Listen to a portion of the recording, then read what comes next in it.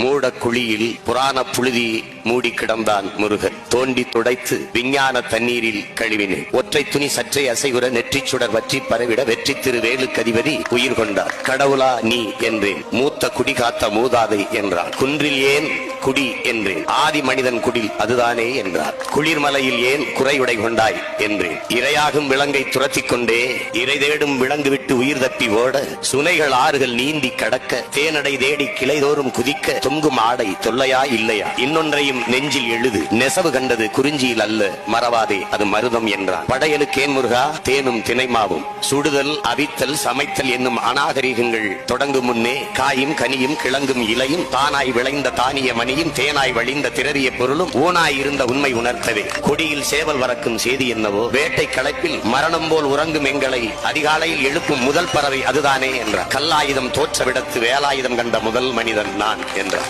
வேலின் தொழில்கள் விளம்பக்கேன்.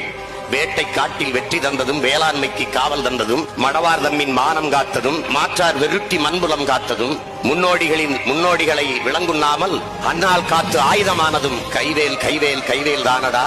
கைவேல் இல்லையே நீ நான் ஏதடா. தாத்தா என்றேன் நான் பேரனே என்றான் முருகன்.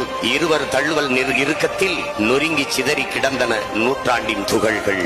கைவேல் கைவேல் கைவேல் தானடா. கைவேல் இல்லையே நீ நான் ஏதடா.